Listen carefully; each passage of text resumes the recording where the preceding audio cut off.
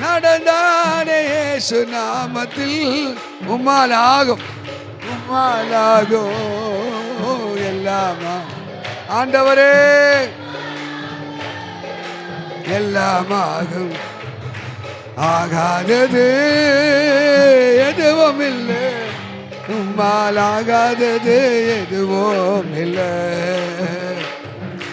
ஆகாதது எதுவும் இல்லை உம்மால் ஆகாதது எதுவும் இல்லை அகிலோ அனைத்தையும் உண்டாக்கி ஆளுகிறேன் அகிலோ அனைத்தையும் உண்டாக்கி ஆளுகிறேன் ஆகாதது உம்மால் ஆகாதது எதுவும் இல்லை ஆகாது சொல் ஆண்டவரே உம்மால் ஆகாது உம்மால் ஆகாதது எதுவும் இல்லை கோலும் கையுமாக பிழைக்க சென்றார் யாக்கோபு பெருக செய்து பெருகூட்டமா கையுமாக பிழைக்க சென்றார் யாக்கோபு பெருக செய்து பெருங்கூட்டமா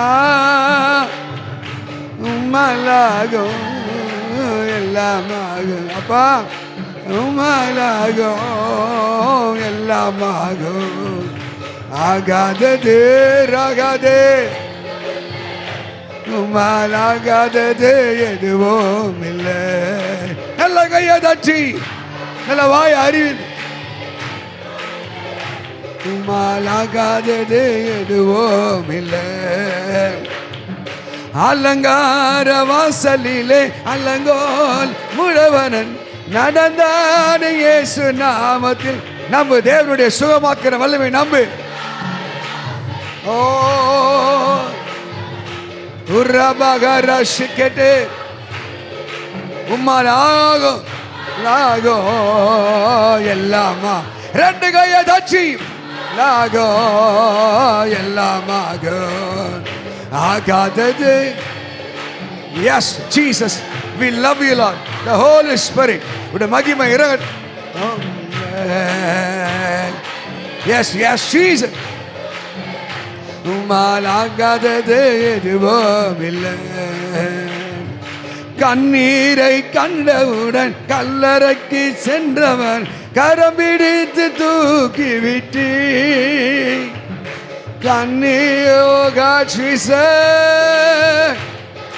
கரம் பிடித்து தூக்கி விட்டு உம்மாலாகும் எல்லாமாகும் அப்பா உம்மாலாக சொல்ல அறிக்கையிடு கண்ண மூடி ஆராதி ஆகாதது ரகதலபோ லிபாசே கோரோ ஆகாதது தேவ வல்லமை இறங்கட்டும் எது எதுவும் இல்லை மறுபடியும் சொல்வோம் வாயத்தது பாடு வாயத்தது என் ஆண்டவரால் ஆகாத காரியம் என் தெய்வத்தினால் ஆகாத ஆகாதது திருமண தடைகள் உடைக்கும் பிள்ளை பெரு பாக்கியம் உண்டாகும் தொழில் பெருகும் பாவம் மன்னிக்கப்படும் எதுவும் இல்லை எதுவும் இல்லை எதுவும் இல்லை இட் இஸ் இம்பாசிபிள் எதெல்லாம் இம்பாசிபிளோ அது பாசிபிள் ஆண்டவரே என் பிள்ளைகள் வாழ்க்கையிலே என் குடும்பங்கள் வாழ்க்கையிலே எல்லாமாலே ஆகும் எல்லாமாலே ஆகும் உம்மாலே ஆகும் இதுவரைக்கும் கைவிடவில்லை இதுவரைக்கும் வெக்கப்பட விடவில்லை எங்கள் தலையை இதுவரைக்கும் கீழே விடவில்லை ஓ ஆகாதது எதுவும் இல்லை உம்மால் ஆகாதது எதுவும் இல்லை சொல்லு சொல்லு இயேசுவை நாமத்து ஆகாது அறிக்கை தம்பி மகளே அறிக்கைடு நான் ஆகாதது எதுவும் இல்லை அகிலம் அனைத்தையும் உண்டாக்கி ஆளுகிறேன் அகிலம் இயேசுவை நாம மகிமைப்படுவதா ஒரு மகாலாதரே ஓ சிக்கர போத்தியக்கர ஓம் இல்லை மகளே பெற்றுக்கோ ஒரு இரக்கத்தை பெற்றுக்கோ ஒரு கிருபை பெற்றுக்கோ மகளே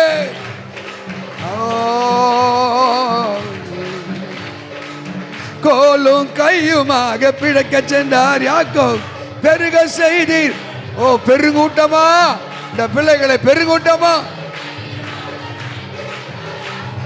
பெருக செய்து தெய்வீக வல்லமை பெற்றுக. தேவனுடைய சுகமாகட்டு. இனி விடுதலை ஆவியான கட்டு, மந்திர கட்டு, சூனிய கட்டு, பாவ கட்டு உட்டாயட்டும். இயேசு ரத்தத்தை தெளிக்கு. I spray the blood of Jesus. ஓ ரகா உர்ரனாக தேரே பெற்றுக. மகளே, ஒரு வல்லமை நிரப்பட்டு, ஆவியான் நிரப்பட்டும், ஆவியான் நிரப்பட்டும். பெற்றுக பெற்றுக பெற்றுக. சாபங்கள் உட்டாய்கிறது. போராட்டம் போராட்டம் போராட்டம். ஆவியானவனை சுகமாக்கிறார், ஆவியானவனை சுகமாக்கிறார். இதிலும் பெரிதானவைகளை காண்பாய், இதிலும் பெரிதானவை காண்பாய். தேவ மகிமை இடம் கொடு. விசுவாசி, நீ மகிமையை காண்பாய், கர்த்தருடைய மகிமை காண்பாய். ஓ ரபஹாலதரே, ஓ ரமஹாலதி. பேசு, அந்நிய பாஷை பேசு. ஆவியில் நிரம்பி, ஆவியில் நிரம்பி பரிசுத்த இடகோடு.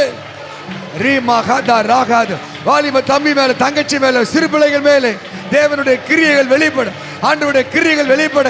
தேவ ரட்சிப்பு உண்டாக, தேவ ரட்சிப்பு உண்டாக, மன துரும்புதல் உண்டாக, பாவ மன்னிப்பு உண்டாக, பரிசுத்த உண்டா. ஆகாதது என் தேவனால் ஆகாதது.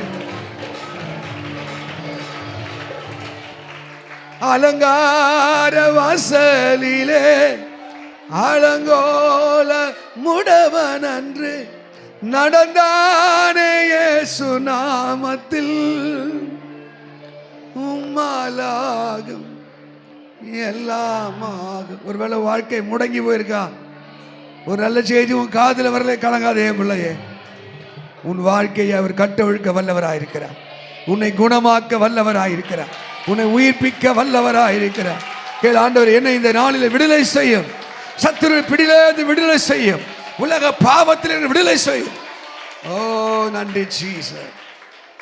உங்க மகிமை இறங்கி கொண்டிருப்பதற்காக, உங்க பிரசனம் இறங்குவதற்காக நன்றி. எல்லா அந்தகார வல்லமைகள் தோற்கடிப்பதற்காக நன்றி. எங்களோட பேசும் இயேசுவின் நாமத்தில் பிதாவே, ஆமென். உட்காருங்க. கர்த்தர் நல்லவர். ஆராதனை ஜெபம் போது கண்ணி போடணும், முட்டி போடணும், உட்காந்து நல்லா பிரியாணி தின்ற பிறகு கூட இல்லை முடியலன்னா எழுந்து நின்று ஆராதிக்கணும். பரிசுத்த ஆவியானவரை கேட்கணும். ஆண்டவரே என்ன அபிஷேகம் பண்ணுன்னு கேட்கணும், பலப்படுத்தணும்னு கேட்கணும். தேவனுக்கு முன்பாக தாழ்த்த கற்றுக்கணும். ஆமாவா? ஆராதனை, இந்த சபையுடைய ஆராதனை நேரம் 7 மணி. 7 மணி நாம் வச்சுக்கிறோங்க. 8:30 மணியோ 8:15 8:45 இல்லை, 7 மணி ஆராதனை. நீங்கள் எவ்வளோ சரியான ஸ்பேஸ் ஆர்டர் கொடுக்குறீங்களோ, இடத்த கொடுக்குறீங்க, அந்தளவுக்கு தேவன் கொடுப்பார். மத்திய 6ஆம் அதிகாரம் 33ஆம் வசனம் யாருன்னா உங்களுக்கு தெரியுமா? அதில் ஒரு வசனம் இருக்குது. முதலாவது தேவனுடைய ராஜ்யத்தையும் அவர் நீதியும் தேடுங்கள். Seeking the kingdom of God. முதல் யார்? தேவராஜ்யம். இந்த நாள் கர்த்தருடைய நாள். இது கர்த்தருக்கு மகிமை செலுத்துகிற நாள், கர்த்தரை கனம் பண்ணுகிற நாள். அதனால் இதில் நீங்கள் முதலாவது நீங்கள் ஆண்டவரை தேடணும். நல்லா தூங்கிட்டு, பொறுக்க தூங்கிட்டு அப்படிலாம் இருக்கக்கூடாது. நல்லா நீங்கள் சீக்கிரம் எழும்பி, வெள்ளனவே எழும்பி என்ன பண்ணணும்? ஆயத்தமாகி 7 மணினா 7 மணி 7 அந்த மாதிரி வரணும். இஷ்டத்துக்கு வரக்கூடாது, இஷ்டத்துக்கு வரக்கூடாது. அப்படிலாம் ஒழுக்க நெருங்கலாம் நீங்கள் கற்றுக்கணும். ஆமென். வேலைக்கு போகும்போது, ஊருக்கு போகும்போது எவ்வளோ ஆயத்தமாக இருக்கீங்க, அதை விட அதிகமாக டே பிஃபோர் நீங்கள் என்ன பண்ணோம்? நேற்று தினமே நீங்கள் ஆயத்தமாகணும். ஆண்டவருக்கு அதோடைய வஸ்திரத்துலேருந்து எல்லாமே அதை தான் ஏசப்பா உங்களுக்கு எதிர்பார்க்குறேன். ஆமேன்னு சொல்லுங்கள், சொல்ல ஆமேன். அது மாத்திரம் இல்லாமல் வருகிற சனிக்கிழமை நம்முடைய சபையில் அமாவாசை இரவு ஜபம் இருக்கிறது. உங்களுக்கு தெரிஞ்சவங்களுக்கு பிசாசு பிடியிலே மந்திர சூனிய கட்டில் இருக்கிறவங்களே கொண்டு வாங்க. முடிஞ்சால் நீங்கள் உபவாசத்தோடு வாங்க. நீங்கள் ஜோம் வழங்க வாழ்க்கையில் இயேசுவின் விடுதலை நீங்கள் பார்ப்பீங்க. ஆமென். அல்லேலூயா. அநேகரை அழைச்சி கொண்டு வாங்க. ஃபுல் நைட் கிடையாது, 9 மணிலேருந்து 11 மணி வரைக்கும். மறுநாள் சண்டே எல்லாத்துலையும் அப்படி தான். கரெக்டாக 2 hours தான், 9 to 11. அதனால் நீங்கள் விடுதலைக்கு சீக்கிரம் வாங்க. முடிஞ்சால் உபவாசத்தோடு வாங்க. தெரிஞ்சவங்களை அழைச்சிட்டு வாங்க. திருமணமாகலை, குழந்தை இல்லை, வியாதி தீராத வியாதி, பிசாசு பிடி, மந்திர சூனிய கட்டு, இப்படிப்பட்ட எல்லாரையும் அழைச்சி, வாலி பிள்ளைகள், சிறு பிள்ளைகள் எல்லாரையும் அழைச்சிட்டு வாங்க. அந்த நாளிலே கர்த்தர் உங்களை அற்புதம் செய்வார். ஆமென். பரிசுத்த ஆவியின் அபிஷேகம் வேணுன்றவங்க, ரட்சிப்பு வேணுன்றவங்க நீங்கள் அதுக்கு அழைத்துக்கிட்டு வாங்க. உங்களுக்காக பிரத்யட்சமாக நாம் நல்லா உபவாசம் பண்ணி நம்ம அன்றைக்கி உங்களுக்காக நம்ம ஜெபிக்க போகிறோம். ஆமென் சொல்லுங்கள். அல்லேலூயா. என்ன வரமாட்டேங்குது? அல்லேலூயா. சரி, நம்ம வேதத்துலேருந்து ஒரு பகுதியை வாசிப்போம். யோவான் சுவிசேஷம் 15ஆம் அதிகாரம் 5ஆம் வசனத்தை எடுத்துக்கொள்ளுங்கள். யோவான் சுவிசேஷம் 15ஆம் அதிகாரம் 5ஆம் வசனத்தை எடுத்துக்கொள்ளுங்கள். நானே திராட்சை செடி, நீங்கள் கொடிகள். ஒருவன் என்னிலும் நான் அவனிலும் நிலைத்திருந்தால் அவன் மிகுந்த கனிகளை கொடுப்பான். என்னை அல்லாமல், இப்போ வித்தவுட் ஜீசஸ், இயேசு இல்லாமல் இந்த மனித இனம் எதுவுமே செய்ய முடியாது. அல்லேலூயா. ஆண்டவராக இயேசு எங்க இருக்கிறாரோ அங்கதான் விடுதலை. ஆமென் சொல்லுங்க. 2 கொரிந்தியர் 3ஆம் அதிகாரம் 17ஆம் சொல்கிறது, கர்த்தரே ஆவியானவர், கர்த்தருடைய ஆவி எங்கு உண்டோ அங்க விடுதலை. ஆமென் சொல்லுங்க. கொலோசியர் 1ஆம் அதிகாரம் 13ஆம் சொல்றது, அந்தகாரத்தில் இருந்து, அந்தகாரம் மனிதனை அடிமைப்படுத்தின அந்தகாரம், சாபம், மரணம், இழப்பு, நஷ்டம், கண்ணீர், அந்தகாரத்திலிருந்து மனுமக்களை விடுதலை செய்வதற்கு, ரட்சிப்பதற்கு, இந்த பூமியை பரிசுத்தமாக்குவதற்கு இறைவனாக தேவன் என்ன பண்ணார்? தன்னை சுருக்கி கொண்டு, ஆமென், தூதர்களிலும் தன்னை சிறியவனாக சுருக்கி கொண்டு மனித அவதாரம் எடுத்து மனித சாயலாக மாறி மனுமக்களை மீட்பதற்காக ஒரு இரட்சகராக, பலியாக இந்த பூமியிலே வந்தார். அல்லேலூயா. இப்போ இயேசு இந்த பூமிக்கு எதுக்கு வந்தார் பாருங்க. இந்த உலகத்தில் கட்டுப்படாத ஒரு தெய்வம் இயேசு மட்டும்தான். எல்லா மந்திரவாதிகளை, சூனியக்காரவை கேட்டுப்பார். ஜீசஸ், இயேசு என்ற அந்த தெய்வத்தை யாராலும் கட்டுப்படுத்த முடியாது. அவர் சர்வ வல்லமை உள்ளவராக இருக்கிறார். இயேசு என்றால் தன் ஜனங்களின் பாவங்களை நீக்கி ரட்சிக்கிறவர். இயேசு என்ற வார்த்தைக்கு என்ன அர்த்தம்? ஜனங்களின் பாவங்கள் நீக்கி ரட்சிக்கிறவர். யார் இந்த இயேசுவை தெய்வமாக, இரட்சகராக, ஆண்டவராக ஏற்றுக்கொள்கிறார்களோ அவர்களுக்கு முதலாவது பாவத்திலிருந்து அவர் ரட்சிப்பை தருகிறார். ஆமென் சொல்லுங்க. இந்த ஆண்டவர் இந்த பூமியில எதற்காக வந்தார்? இன்னைக்கு மனிதனுக்கு பலிகளை நியமித்து பார்த்தார். பலிகளை, ஆட்டு ரத்தம், கிடாவின் ரத்தம், இளங்காளையோட ரத்தம், அது செலுத்துகிறான். மனுஷன் மீண்டும் மீண்டும் அதே தவறை செய்கிறான்.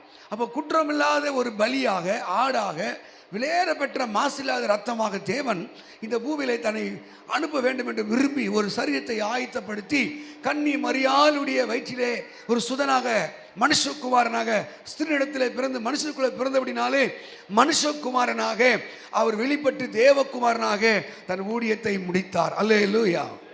ஆமென் சொல்லுங்க. அதான் அந்த கல்லின் மேலே யார் நம்பிக்கை இருக்கிறார்களோ, இந்த இயேசு மேலே யார் நம்பிக்கை இருக்கிறார்களோ அவர்களுக்கு மீட்பும் ரட்சிப்பும் தேவன் தருகிறார். முதலாவது இன்னைக்கு ஒரு வசனத்தை அனுப்பின சங்கீதம், அங்கே 3ஆம் சங்கீதம் 8ஆம் வசனம், ரட்சிப்பு கர்த்தருடையது, ரட்சிப்பு தேவனுடையது. ஒரு மனிதனர் பாவம் மன்னிப்பதற்கு, சாபங்களை நீக்குவதற்கு, அக்கிரமங்களை நீக்குவதற்கு, அவனுக்கு விடுதலை தருவதற்கு, முற்பிதாக்களுடைய அக்கிரமங்களை சரி செய்வதற்கு ரட்சிப்பு அது கர்த்தரால் மாத்திரம்தான் முடியும். ஆமே. கீழே சொல், தேவரீருடைய ஆசீர்வாதம் உங்கள் ஜனத்தின் மேல் இருப்பதாக. அப்போ ரட்சிப்பு எங்கே வருகிறதோ, விடுதலை எங்கே வருகிறதோ, வியாதியிலிருந்து, பாவத்திலிருந்து, அக்கிரமத்திலிருந்து, சாபத்திலிருந்து ஒரு மனிதன் விடுதலை பெற்ற உடனே தான் அவன் தலைமையிலே ஆசீர்வாதம் வருகிறது. இப்போ ஆசீர்வாதம் இன்னும் தடுமாறுகிறது, இன்னும் ஸ்ட்ரகிள் ஆகுதுன்னா, இப்போ நீங்கள் ஆரம்ப நிலைக்கு போ. ரட்சிப்பு உனக்கு சமயமாக இருக்கிறதான்னு பார்க்கணும். ரட்சிப்புக்கு நீ உன்னை ஆயத்தம் பண்ணி இருக்கிறியான்னு பார்க்கணும். ரட்சிப்பு எந்த மனிதனுக்குள் இல்லையோ, மனம் திரும்புதல் இல்லையோ, தேவனுடைய கருணையும் இரக்கமும் இல்லையோ, அங்கே ஆசீர்வாதம் தூரமாக இருக்கிறது. என்னை இல்லாமல் உங்களாலே ஒன்றும் செய்யக்கூடாது. அல்லேலூயா. சரி, இந்த ரட்சிப்பை குறித்து பரிசுத்த வேதம் என்ன சொல்கிறது? இங்கே நீங்கள் அப்போஸ்தலர் 4ஆம் அதிகாரம் 12ஆம் வசனத்திலே அந்த ரட்சிப்பின் மேன்மையை அப்போஸ்தலனாக பேதுரு அவர் தன்னுடைய பிரசங்கத்திலே சொல்லுகிறார். அப்படி சொல்லும் போது ஒரு நீதியை அங்கே என்ன சொல்லுகிறார்?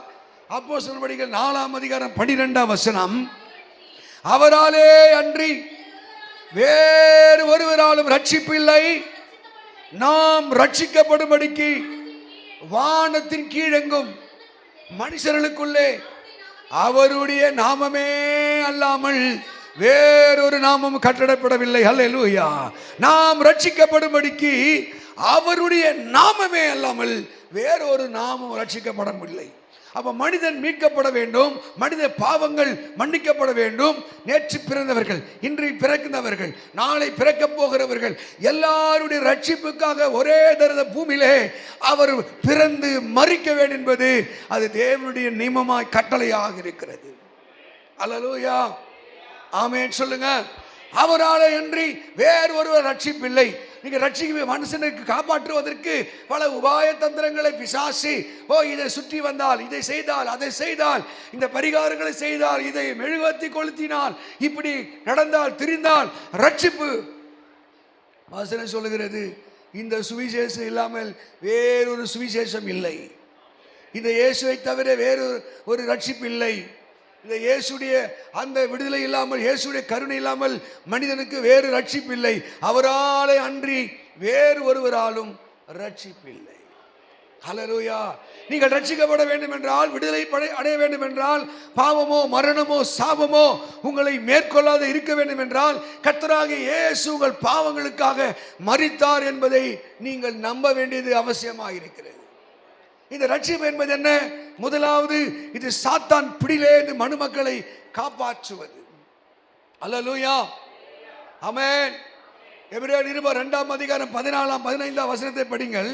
எபிரேயர் நிருபம் 2ஆம் அதிகாரம் 14 15 வசனத்திலே ஆண்டவர் எதற்காக மனிதனாக மாறினார், எதற்காக மனித சாயலாக மாறினார்? பிசாசு பிடியிலே அகப்பட்ட மக்களை, மரண பயத்தில் இருக்கிற மக்களை, நரகத்துக்கு நியமிக்கப்பட்ட மக்களை மீட்டெடுப்பதற்காக, ரட்சிப்பதற்காக தேவன் அவர் தன்னை மரண பயத்தில் அகப்பட்ட யாவரும் விடுதலை செய்வதற்கு, பிசாசு வல்லமை அகப்பட்ட யாவரும் விடுதலை செய்வதற்கு. படிங்க எபிரேயர் 2:14. ஆதலால் பிள்ளைகள் மாம்சத்தையும் இரத்தத்தையும் உடையவர்களாய் இருக்கிறபடினாலே அவரும் அவர்களைப் போல மாம்சத்தையும் இரத்தத்தையும் உடையவரானார். மரணத்துக்கு அதிகாரியாக பிசாசானவனை தமது மரணத்தினாலே அழிக்கும்படிக்கு ஜீவகாலம் எல்லாம் மரண பயத்தின் அகப்பட்டவர்களை யாவர் விடுதலை பண்ணும்படி. அப்படியானார் மரணத்தின் அதிகாரியாக பிசாசானவனை தன் மரணத்திலே ஜெயிக்கும்படி அவர் மனித சாயலாக மாறினார். அல்லேலூயா. அருமையான கர்த்தருடைய பிள்ளைகளே, உங்கள் மரண வாழ்விலே ஒரு நிச்சயம் இருக்கிற, நிறைய பேருக்கு மரணத்தில் நிச்சயம் இல்லை. இன்றைய மக்கள் மடித்தவர் எங்கே போகிறான் என்று நிலையற்றவனாக இருக்கிறான். உலகம் முழுதும் தேடி திரிகிறான், மோட்சத்துக்கு போக வேண்டும், அந்த அழியாத அந்த மோட்சம் பரலோகத்துக்கு போக வேண்டும், அலைந்து திரிகிறான். ஆனால் அவனால் கிடைக்க முடியவில்லை. சித்தர்களும் முனிவர்களும் அங்கே அங்கே ஓடி தேடினார்கள். காடு வனவாசம் எல்லாம் தேடி கடவுளை காண வேண்டும். ஒருவன் மாத்திரம் கண்டுபிடித்தார், வணங்குவாய் ஜெகஜோதி. ஒருவனாய் இந்த குவளைத்தை படைத்தவரை வணங்குவாய் ஜெகஜோதி. அந்த ஜோதியை கண்டார். அல்லேலூயா. இந்த ரட்சிப்பை ஒரு மனிதன் பார்க்க வேண்டும். பிசாசு ஆளுமையிலிருந்து, பிசாசு பிடியிலிருந்து மனிதனை மீட்பதற்காக இறைவன் செய்த அந்த செயலுக்கு பேர்தான் ரட்சிப்பு. அல்லேலூயா. பிசாசு மேல் அதிகாரம் செலுத்திக் கொண்டிருக்கானா? சாபம் உன்னை ஆளுகை செய்கிறதா? மந்திரம் உன்னை ஆளுகை செய்கிறதா? குடியும் வெறியும் களியாட்டம் பாவமும் ஆளுகை செய்கிறதா? உனக்கு கிறிஸ்துவின் ரட்சிப்பு அது அவசியமாக இருக்கு. இந்த ரட்சிப்பு நிறைவேற வேண்டும் என்றால் கர்த்தர் வசனம் ரோமர் 10:10 வாசிக்கும் போது, நீதி உண்டாக இருதயத்திலே விசுவாசிக்கப்படும், ரட்சிப்பு உண்டாக உங்க வாயிலே அறிக்கைப்பட வேண்டும். என்ன அறிக்கை வேண்டும்? இயேசு கிறிஸ்து என் பாவங்களுக்காக வேத வாக்கியத்தின்படி அவர் மரித்து அடக்கம் பண்ணப்பட்டு 3ஆம் நாள் உயிரோடு எழுந்தார். இயேசுவே, என் பாவத்தை மன்னி என்னை பரிசுத்தப்படுத்தும், என்னை உன் மகனாய் மகளாய் ஏற்றுக்கொள்ளும் என்று நீ வாயிலே அறிக்கை இடும்போதுதான் உனக்கு ரட்சிப்பு சமீபமாகிறது. பிசாசின் வல்லமையில் ஆகப்பட்ட, நீங்க படித்து பாருங்கள், லூக்கா சுவிசேஷம் 1ஆம் அதிகாரம் 71ஆம் வசனம். இந்த ரட்சிப்பு என்ற வார்த்தைக்கு சொட்டேரியா என்ற மூல பாஷையிலே இந்த ரட்சிப்பு மனுஷனை பிசாசின் ஆளுமையிலே இருந்து, நீ சர்ச்சைக்கு வந்து ஏதோ மதம் மாறுவதற்கு இல்லை, சாபப்பிடியிலே இருந்து, பிசாசு ஆளுமையிலே இருந்து ஆண்டவர் உங்களை பிடுங்கி எடுப்பதற்கு பேரு ரட்சிப்பு. அல்லேலூயா. படிங்க லூக்கா 1ஆம் அதிகாரம் 71ஆம் வசனம். சத்துருவின் கையிலே இருந்து விடுதலையாக்கப்பட்டு உயிரோடு நாளெல்லாம் பயமில்லாமல் பரிசுத்தத்தோடு நீதியோடு ஊழிய செய்ய. அல்லேலூயா. பிசாத்தின் கையிலிருந்து உன்னை விடுதலை செய்து நீ உயிரோடு இருக்க நாளெல்லாம் நீதியை செய்ய. இந்த சத்துரு கையிலிருந்து விடுதலை பெற்று நீ நீதியை செய்ய. ஆக ஊரில் ஒரு பழமொழி சொல்லலாம். என்னவா ஊரில் பழமொழி? எல்லா பிள்ளையும் பிறக்கும் போது நல்ல பிள்ளை தான். இந்த பூமியில் பிறக்கிற எல்லா குழந்தையும் பரிசுத்தம் உள்ள குழந்தை தான். ஆனால் வளர வளர வளர மனிதர்கள் பாருங்க, ஆண்டவர் மனுஷனை படிச்சு வசனப்பட்டாராம். ஏன்னா அவங்க தங்களை வழியை கெடுத்து கொண்டார்கள். மனுஷனை படைத்ததுக்காக நான் வசனப்பட பூமி பாவத்தில் இறங்கி. அமெரிக்காவில் பார்த்தீங்கன்னா கடந்த ஜனவரி மாதம் கலிபோர்னியா கிட்டத்தட்ட 1500 வீடு எரிஞ்சு போனது. ஆமென். லாஸ் ஏஞ்சல் 1500 வீடு எரிந்து போனது. அழகான வீடுகள், கட்டடங்கள், பெரிய பெரிய ஆக்டர்ஸ் இருக்கிற ஏரியா அது. அங்கே சொன்ன நோ காட். இங்கே கடவுள் இல்லாத ஊருக்கு கடவுள் பேரு நம்ம பேசினாங்க ஒரு பொம்பளை. ஆமென் சொல்லுங்க. அங்கேதான் லெஸ்பீனியன் உண்டு. பெண்ணை பெண்ணை கல்யாணம் பண்ணுவது, ஆணை ஆணை கல்யாணம் பண்ணுவது. அப்படிப்பட்ட வசனம் ரோமர் 1 ஆணோடு ஆணை அவலட்சணமாய். எதற்காக? தேவன் அவர்களை கேடான சிந்தைக்கு ஒப்பு கொடுத்தார். அல்லேலூயா. இந்த பாவங்கள்லாம் புது பாவம் இல்லை, ஆதியாகமத்தில் இருக்கிறது. ஆதியாகத்தில் நீங்க 19 அதிகாரம் பார்க்கும்போது சோதம் குமாரவை அழிப்பது என்ன காரணம்? அந்த நாட்டு சட்டமாகவே இருந்தது. அப்போ ஆணை ஆணை கல்யாணம் சட்டமாகவே இருந்தது. ஆனால் தான் ஆண்டவர் சோதம் குமாரவை அழித்தார். அது சாப பூமியாக மாறி போனது மனுஷனுக்குள்ளே. அதற்கு இன்னைக்கு எத்தனை முறை ட்ரை பண்ணாலும் நம்முடைய காங்கிரஸ் தலைவர் ராகுல் காந்தி, சோனியா காந்தி ஏன் வர முடியல? அவர்கள் அங்க ஓரின சேர்க்கையை ஆதரிக்கிறார்கள். எந்த மக்கள், எந்த தலைவர் ஓரின சேர்க்கையை, கல்யாணம், ஆணை ஆணை திருமணம் செய்து கொள்ளலாம், பெண்ணை பெண்ணை திருமணம் செய்து கொள்ளலாம், எப்படின்னா வாழ யாரெல்லாம் அறிக்கிட்டார்களோ அவர்கள் நாசமாய் போனார்கள். அல்லேலூயா. ஏன் தெரியுமா? அவங்க மண்டையை கேடான சிந்தையினால் கர்த்தர் நிரப்பினார். ஆமென் சொல்லுங்க பார்ப்போம்.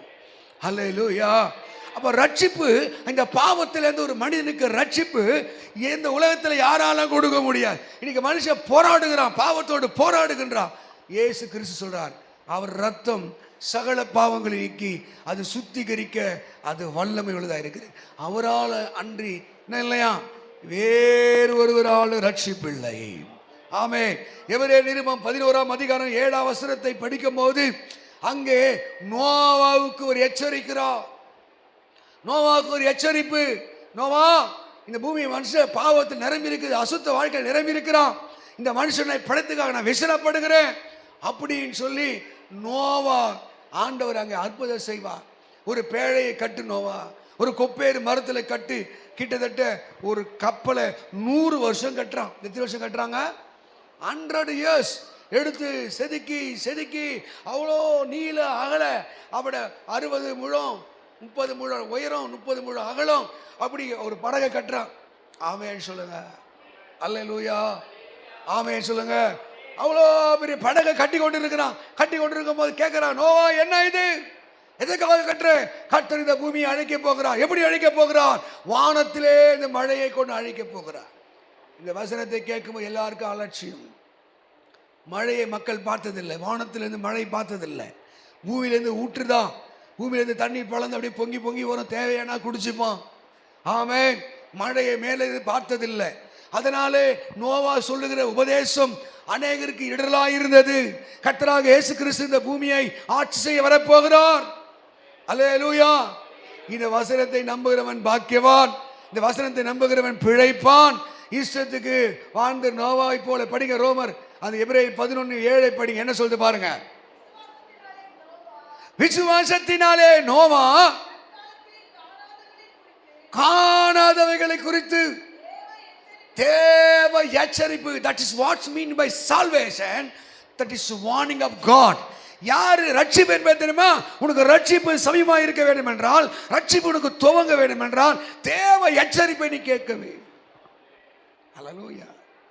நிறைய இதயம் கடினப்பட்டு அல்லேலூயா பிசாசின் வஞ்சனையிலே மாட்டி நோவா தேவ எச்சரிப்பை பெற்று பய பக்தி உள்ளவனாகி தன் குடும்பத்தை இயேசுவின் வல்லமையிலே காப்பாற்றுவதற்கு பேழை உண்டு பண்ணினான். அதனாலே அவன்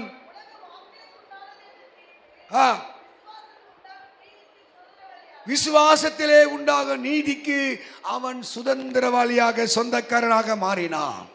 ஹல்லேலூயா.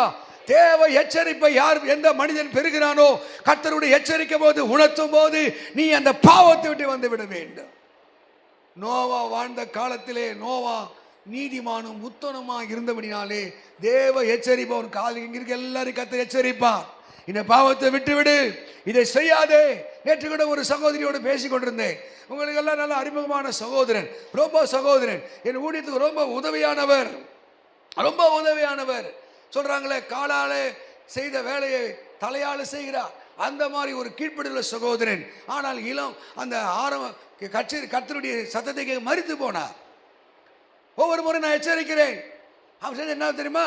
சிகரெட் பிடிப்பான், சிகரெட். ஆமென். ஊழியத்தில் உதவுவார், எல்லாம் பண்ணுவார், அதிகாலை ஜெபம், இரவு ஜெபம், வீட்டுக்கு ஓட்டம், சிகரெட். நானும் வார வாரம் சொல்லுவேன், எச்சரிப்பேன், பிரதர் சிகரெட் சாராயம் குடிக்கணும் ஜெபம் பண்ணு. அவர் துணிகரமா ஜெபம் பண்ணுவார். ஆண்டவரே சாராயம் குடிப்பவர்களை, சிகரெட் பிடிப்பவர்களை சந்தியும். என் கையில தான் தூக்கிட்டு போறேன். ஆமென் சொல்லுங்க. அல்லேலூயா. கர்த்தர் உன்னை எச்சரிக்கும் போது தேவ மக்களே ஜாக்கிரதை. ஆண்டவருக்கு நீ செத்து போயிட்டா அதுல ஒரு பெரிய நஷ்டம் கிடையாது. நீ நினைச்சுக்கிற என் உயிர் ரொம்ப முக்கியம். இல்ல இல்ல, கீழ்ப்படியாத ஆவி, கீழ்ப்படியாத உயிரை அவர் காக்கணும் அவசியம் இல்லை. நோவா எச்சரிப்பை பெற்று தன் குடும்பங்களை ரட்சிப்பதற்கு காப்பாற்றுவதற்கு அவன் பேழையை உண்டு பண்ணினான். வசனம் சொல்லுது, கர்த்தருடைய நாமம் பலத்த துருகம், இது ஒரு பேழை. கர்த்தருடைய நாமம் பலத்த துருகம், நீதிமான் அதற்குள்ள ஓடி என்ன பண்ணுவானா? சுகமாய் தங்குவான். இயேசுவுடைய நாமம் இல்லாமல் வேறொரு நாமம் மனிதனுக்கு கட்டளப்படவில்லை. நீ காப்பாற்றப்படுவது, ரட்சிக்கப்படுவதற்கு, பிசாசின் கட்டிலிருந்து, மரணத்திலிருந்து, சாபத்திலிருந்து நீ காக்கப்பட வேண்டும் என்றால் இயேசு வந்து நீ ஓடி வர வேண்டியது அவசியம். அல்லேலூயா. ஒருத்தர் கேட்டேன், ஞானஸ்நானம் எடுங்க. அவர் சொன்னார், இயேசு வந்து என்கிட்ட பேச நான் எடுத்துக்கிறேன். இன்னொருத்தர் கேட்டேன், ஞானஸ்நானம் எடுங்க, இந்த காரியம் நடக்கணும், நான் எடுத்துக்கிறேன். இயேசுக்கிட்ட இந்த காரியம் நடக்கணும் அவசியம் இல்லை. நீ அப்படி ஒரு ஞானஸ்தானம் தேவையில்லை. உனக்கு ரட்சிப்பு வேண்டும் என்றால், இயேசு வேண்டும் என்றால், உனக்கு விடுதலை வேண்டும் என்றால் நீதான் வர வேண்டும். இப்படி சொல்லுகிறார். வருத்தப்பட்டு பார சுமக்கிறவர்களே, நீங்க எல்லாரும் என்னிடத்திலே வாருங்கள், நான் உங்களுக்கு இளைப்பார். இயேசு இந்த பூமியை ரட்சிப்பதற்காக, பாவ பிடியிலிருந்து விடுதலை தருவதற்காக ரட்சகராக இந்த பூமியிலே வந்தார். ஹல்லேலூயா. ஆமென் சொல்லுங்க. அது மாத்திரமில்லை, நீங்கள் எபேசியர் 1:13 ரோமர் 1:16 படிங்க. ரோமர் 1:16 என்ன சொல்கிறது? இது இந்த ரட்சிப்பு என்பது தேவனுடைய பலனாக இருக்கிறது. ஆமென். அவ்வளோ பெரிய ரோமர் 1:16 படி. கிறிஸ்துவின் சுவிசேஷத்தை குறித்து நான் வெட்கப்படேன். முன்பு யூதரிலும் பின்பு கிரேக்கரிலும் விசுவாசிக்கிறவன் எவனோ அவனுக்கு ரட்சிப்பு உண்டாவதற்கு. கையை தட்டி கர்த்தரை மகிமை, கையை தட்டி ஹல்லேலூயா. நீ யூதனாயிரு, கிரேக்கனாயிரு, உனக்கு ரட்சிப்பு வர வேண்டும் என்றால் நீ விசுவாசித்து ஆக வேண்டும். ஆமென் சொல்லுங்க. நீ பிறவிலே கிறிஸ்துவனாயிரு, உங்க அப்பா நல்ல கிறிஸ்துவனா இருக்கட்டும். ஆமென். நீ புறஜாதி இப்பதான் இயேசுவை ஏத்திட்டு இப்ப வர ஆளாயிரு. நீ யாராயிருந்தாலும், யார் ஒருவன் கர்த்தராக இயேசு கிறிஸ்து என் பாவங்களுக்காய் மரித்து அடக்கம் பண்ணப்பட்டு 3 நாள் உயிரோடு எழுந்து இன்றைக்கே ஜீவிக்கிற அந்த சத்தியத்தை நம்புகிறானோ அவனுக்குள்ளே ரட்சிப்பை கிரியை செய்வதற்கு ஆண்டவருடைய வல்லமை இறங்கி வருகிறது. ஹல்லேலூயா. அவ்வளோ பெரிய பாவி, முரட்டாட்டம் உள்ளவர்கள், கீழ்ப்படியாதவர்கள், அடங்காதவர்கள், மனுஷ மாம்சத்தை தின்கிறவர்கள், அப்படிப்பட்ட கடினமானவர்கள் எல்லாம் ரட்சிப்பதற்கு தேவனுடைய பலனோ இருக்கிறது. ரட்சிப்பது என்பது அது தேவனுடைய பலன். தேவன் ஒரு மனிதருக்குள்ளே இறங்கி வந்து கிரியை செய்வது. உலகத்தை பக்கம் ஓடுகிறவன், துன்மார்க்கமாய் வாழ்கிறவன், விக்கிரகத்தையும் சாபத்தையும் அசுத்தத்தையும் அவன் அப்படியே பாலை போல பருகு தண்ணியை போல குடிக்கிறவனா இருந்தாலும் இயேசுடைய வல்லமை இறங்கும் போது அவன் மனம் திரும்பி தூய வாழ்க்கைக்கு வருகிறது பேர் தான் ரட்சிப்பு. அல்லேலூயா. இன்னைக்கு நம்ம சர்ச்சுக்கு எதுக்கு வரோம்? இம்மைக்கு மாத்திரம் கிறிஸ்துவ மேல் நம்பிக்கை உள்ளவர்களாய் இருந்தால் நம்மை போல பரிதபிக்கப்பட்டவர்கள் யாரும் இல்லை வேலை சொல்லுகிறது. நல்ல வீடு வாசலை கட்டி சுகமாய் சுகபோகங்களாய் சுகஜீவிகளாய் நான் வாழ வேண்டும் என்று விரும்புகிறவர்கள் அவர்கள் பரிதாபத்துக்குரியவர்கள். ஆமே. இந்த உலகத்தை ஆக்கின தீர்ப்புக்கு அவர் உட்படாமல் மீட்பதற்காக வந்திருக்கிறார். நீங்கள் யோவான் சுவிசேஷம் 3ஆம் அதிகாரம் 16ஆம் வசனம் 17ஆம் வசனம் 18ஆம் வசனம் படிச்சு பார்த்தீங்கன்னா ஆண்டவர் எதுக்காக வந்தா? ஆண்டவர் இந்த பூமியில் எதுக்காக வந்தா? தேவன் இந்த பூமியை ரட்சிப்பதற்கு அவர் இந்த பூமி மேல் அவ்வளவு அன்பு கூறினார். தேவன் தம்முடைய ஒரே பேரான குமாரனை விசுவாசிக்கிற எவனோ அவன் கெட்டு போகாமல் நித்திய ஜீவனை அடைவதற்கு என்ன பண்ணறான்? அவரையே தந்தறின். ஹல்லேலூயா. நீ நித்திய ஜீவனை அடையணுமா? அழியாத ராஜ்யத்துக்கு வர வேண்டுமா? அந்த பரலோகம் சொந்தமாய் மாற வேண்டுமா? ஆண்டவருடைய மகிமை உண்மையிலே கிரியை செய்ய வேண்டும். ஹல்லேலூயா. 19ஆம் வசனம் என்ன சொல்லுது பாருங்க. ஒளியானது இந்த உலகத்திலே வந்தும் மனுஷனுடைய கிரியைகள் பொல்லாதவைகளாய் இருக்கிறபடினாலே அவர்கள் ஒளியை பார்க்கிலும் இந்த இருளை விரும்புவதே அந்த ஆக்கணைக்கு காரணம். ஹல்லேலூயா. இன்னும் மரணம், இன்னும் இழப்பு, இன்னும் கண்ணீர், இன்னும் நஷ்டங்கள் மனிதனுக்குள் இருப்பதற்கு இன்னும் இந்த இருளை அவர்கள் விரும்புகிறார்கள். விபச்சாரம், வேசித்தனம், குடி, வெறி, களியாட்டம், தெய்வ பயம் இல்லாத நிலை மனுஷனுக்குள்ளே இருப்பதனால்தான் அந்த ஆக்கினை காப்பாற்றப்பட வேண்டும் என்றால், மரணத்திலே காப்பாற்றப்பட வேண்டும் என்றால், ஹல்லேலூயா, நீங்கள் கர்த்தராகிய இயேசுவை தெய்வமாக இரட்சகராக ஏற்றுக்கொண்டு உங்கள் பாவத்தை அறிக்கையிட்டு தேவ பலன் உங்களுக்குள்ளே கிரியை செய்ய ரட்சிப்பு ஈடேறுவதற்கு உங்களை நீங்கள் அர்ப்பணிக்க வேண்டும். ஆமென். இன்னொரு வசனத்தை கூட நீங்கள் வாசிங்கள். எபிரேயர் 1:13 படிங்க. எபேசியர் 1:13. எபேசியர் 1:13. எபேசியர் 1:13. ஆகையால் எபேசியர் 1:13 உங்கள் ரட்சிப்பின் எபேசியர் அது நீ பண்ணி எபிரேயர் இருக்கும். உங்கள் ரட்சிப்பின் சுவிசேஷமாகிய சத்திய வசனங்களை கேட்டு விசுவாசிகளான போது வாக்குத்தத்தம் பண்ணப்பட்ட பரிசுத்த ஆவியார். இப்ப பாருங்க, எப்போ நீங்க முத்திரை போடப்படுறீங்க, உங்க ஆத்மாவை மரணம் தொடாதபடி, பாவங்கள் தொடாதபடி, சாபங்கள் தொடாதபடி, உங்களுக்கு மந்திரமோ சூனியமோ யாரும் வச்சா அது பலிக்காது. பரிசுத்த ஆவி கவனிங்க, அவர் உங்களிலே முத்திரை போடுகிறவராக இருக்கிறார். வாக்குத்தத்தம் பண்ணப்பட்ட அந்த ஆவியார் வர வேண்டும் என்றால் நீங்கள் சத்திய வசனத்தை கேட்டு நீ ரட்சிக்கப்படும் போது பிசாசு உங்கள் மேலே அதிகாரம் இல்லை. ஹல்லேலூயா. நீங்க நிறைய கிறிஸ்தவர்கள் மந்திர சூனியத்துக்கு பயப்படுறாங்க, பிசாசுக்கு பயப்படுறாங்க. அவங்களுக்கு ஒரு விடுதலை ஜெபம் தேவையா இருக்கு. காரணம், அவர்கள் சத்திய வசனத்தை சரியாக கேட்காதபடினாலே சத்தியத்துக்கு நாள் உண்டாகிற அவர்கள் விடுதலையை அடையவில்லை. பரிசுத்த ஆவி என்ன பண்றாராம்? ஒரு முத்திரை போடுகிறார், உங்கள் வேலிடைக்கிறார், அவர் உங்களை பாதுகாக்கிறார். ரட்சிப்பிலே என்ன நடக்குது? உங்களை பரிசுத்த ஆவியானுடைய கண்காணிப்புக்குள்ளே நீங்க வர ஆரம்பிக்கிறீங்க. ரட்சிக்கப்படும் போது நீங்க பாவத்தில் விடுதலை மாற்றம் பெறுவதில்லை, பிசாசின் ஆளுமை கீழே நீங்க விடுதலை பெறுவது மாத்திரம் இல்லை, பரிசுத்த ஆவி உங்களுக்கு கண்காணியாய் அவர் பலத்தை தருகிறவராய் இருக்கிறார். ஹல்லேலூயா. உண்மையா ரட்சிக்கப்பட்டவன் அவன் அந்த உலகத்துக்கு பக்கம் திரும்பி பார்க்கவே முடியாது. உலகம் அவங்களை இழுக்க முடியாது, உலகம் அவங்களை ஜெயிக்க முடியாது, உலகத்துக்கு அவங்களை அடிமையாக மாற முடியாது. ஆமென். ஹல்லேலூயா. சொல்ல ஹல்லேலூயா. அதுதான் நீ கேட்கணும், ஆண்டவரே என் ரட்சிப்பு ஈடேற எனக்கு கிருபைத்தார். ஆண்டவரே என்னை ரட்சியம். அந்த ரட்சிப்பு இன்னும் வரணும். நீங்கள் எதுவும் அப்பா கிறிஸ்துவ அம்மா கிறிஸ்துவ பாஸ்டர் சொல்லிட்டாரு, ஞானஸ்நானம் திரிய எடுத்துக்கிற போய் வந்துடுற.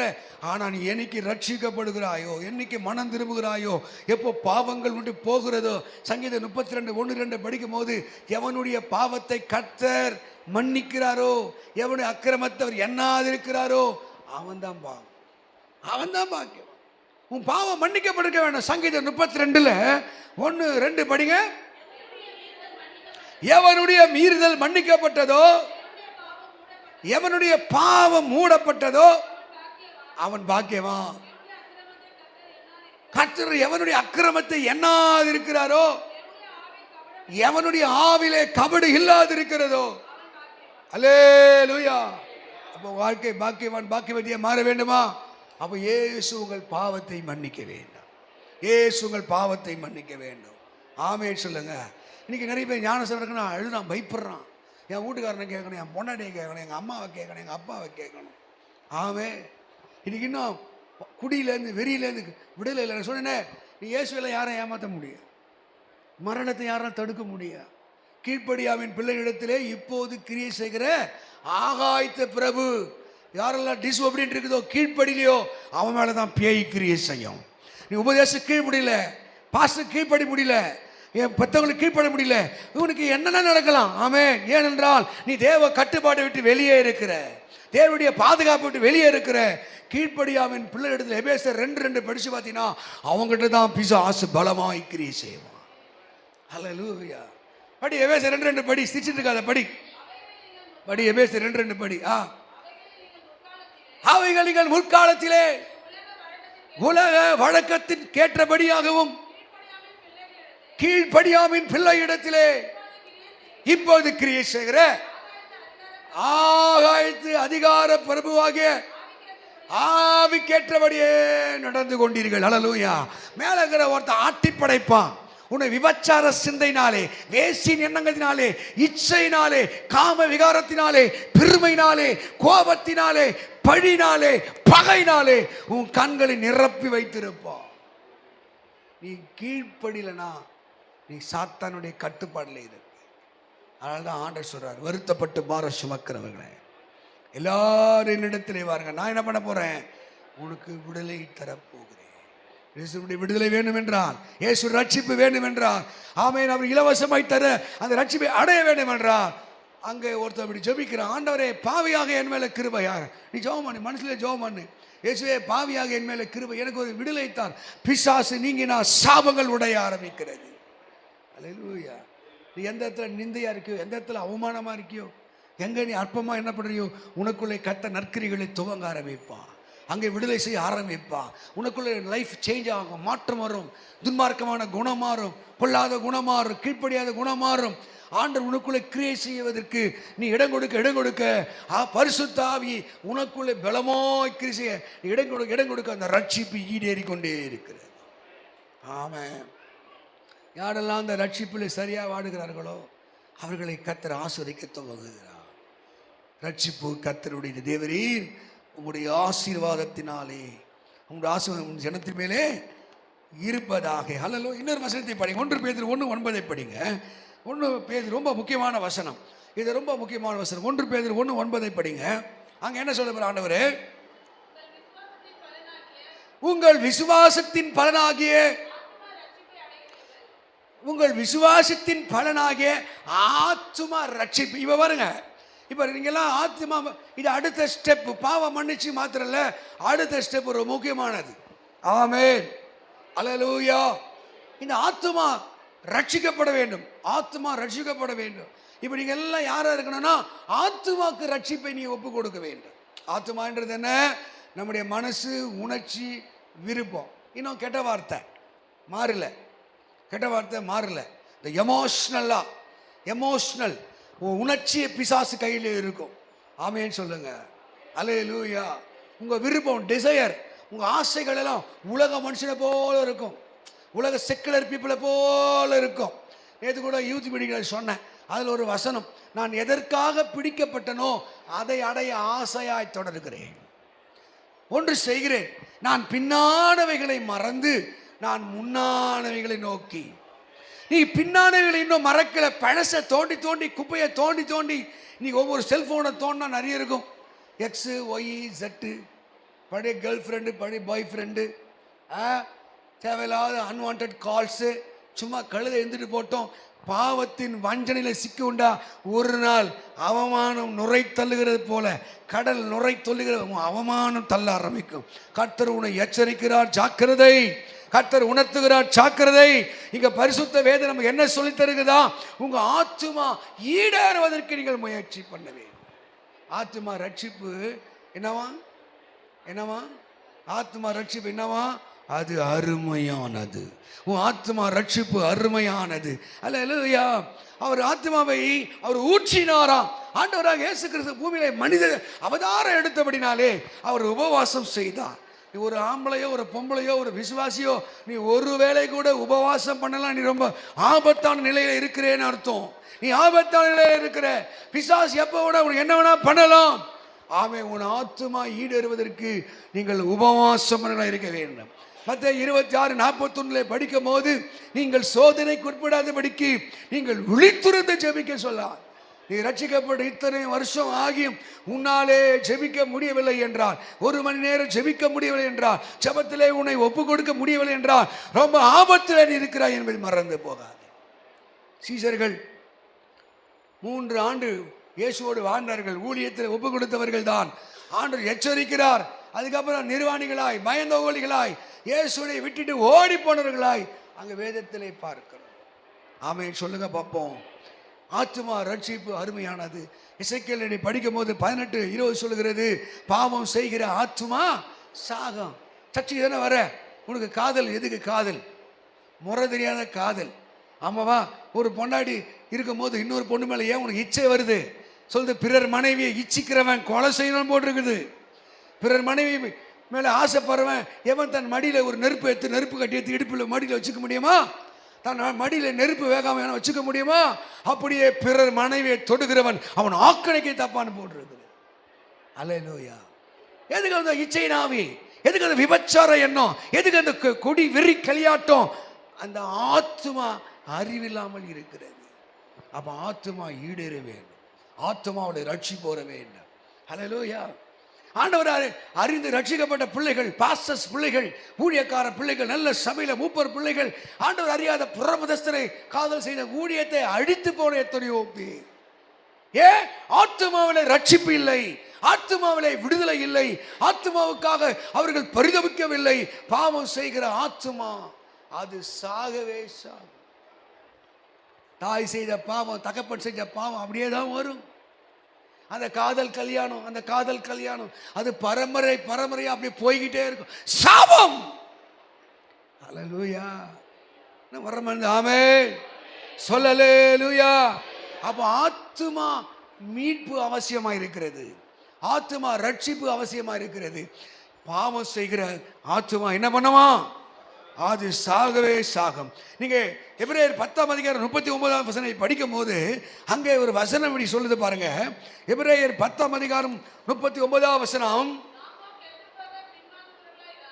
நாமோ கெட்டு போக பின் வாங்குறவர்களாய் இராமல் ஆத்மா கவனிக்கணும். ஆத்மா ஈடேறணும். இந்த ஆத்மா முன்னேறி இந்த ஃபார்வர்ட்ல போயிட்டு ஆத்மா ஈடேற விசுவாசிகளை இருக்க வேண்டுமா? அல்லேலூயா. ஆத்மா ஈடேறிச்சா? மீட்பு இருக்கா? இயேசுவும் பாவங்களுக்காய் மரித்தார் என்ற சத்தம் காதிலே கேட்குதா?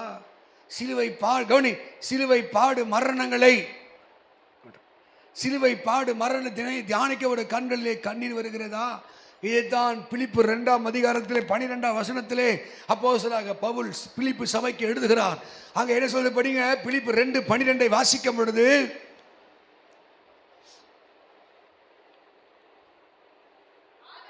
ஆதலால் எனக்கு பிரியமானவர்களே, நீங்கள் எப்போதும் கீழ்ப்படுகிறபடியே. பிலிப்பு 2:12 படி.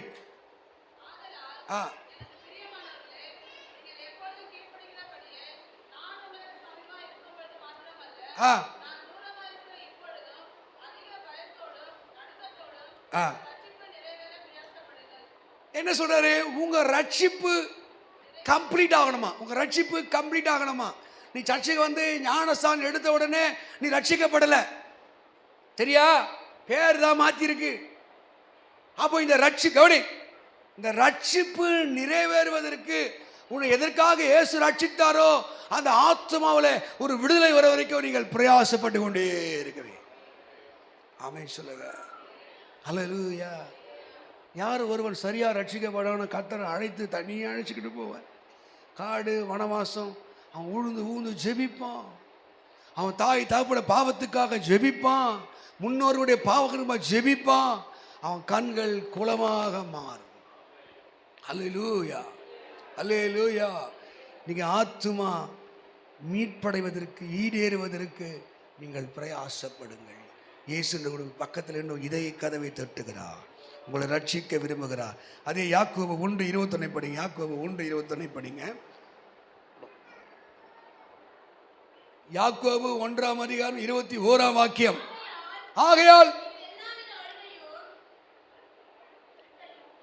எல்லாவித அழுக்கையும் கொடிய துர்குணத்தை ஒழித்துவிட்டு உங்க உள்ளத்திலே நாட்டப்பட்டதாயும் உங்கள் ஆத்துமாக்கள் ரட்சிக்க வல்லமை உள்ளதுமாயிருக்கிற என்ன பண்ணுமா,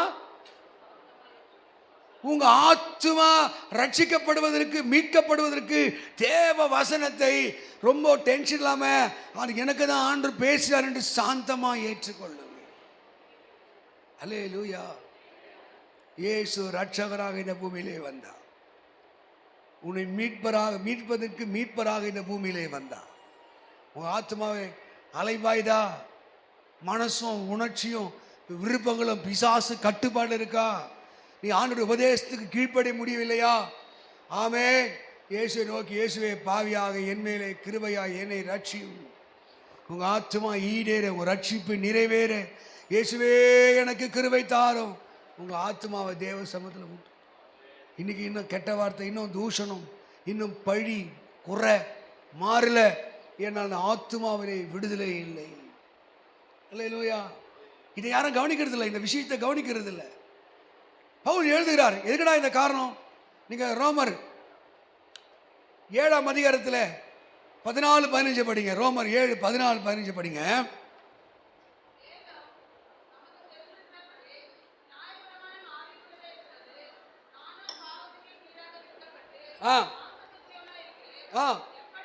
எப்படியெனில் நான் செய்வது எனக்கே சம்மதி இல்லை, நான் விரும்புகிறதை செய்யாமல். நீ விரும்புறியா? ஒழுக்கமா இருக்கணும், பரிசுத்தமா இருக்கணும், ஜெபம் பண்ணணும், தாய்க்கு தகப்பனுக்கு கீழ்ப்படியணும், என்னால் என் குடும்பத்துக்கு, என் மனைவி, என் பிள்ளைகளுக்கு பிரயோஜனமா இருக்கணும், நான் விரும்புகிறேன். ஆனா நான் விரும்புகிறதை செய்யாமல் நான் வெறுக்கிறதையே நான் வெறுக்கிறேன். இந்த பொல்லாத பாவ வாழ்க்கை வெறுக்கிறேன், இந்த துர்மார்க்கமான வாழ்க்கை வெறுக்கிறேன், காம விகார இச்சை அசுத்த கண்கள் கெட்டு போன வாழ்க்கை வெறுக்கிறேன். ஏன் நான் வெறுக்கிறேன்? திரும்ப திரும்ப செய்கிறேன். நான் விரும்பாததை செய்கிறவனா இருக்க,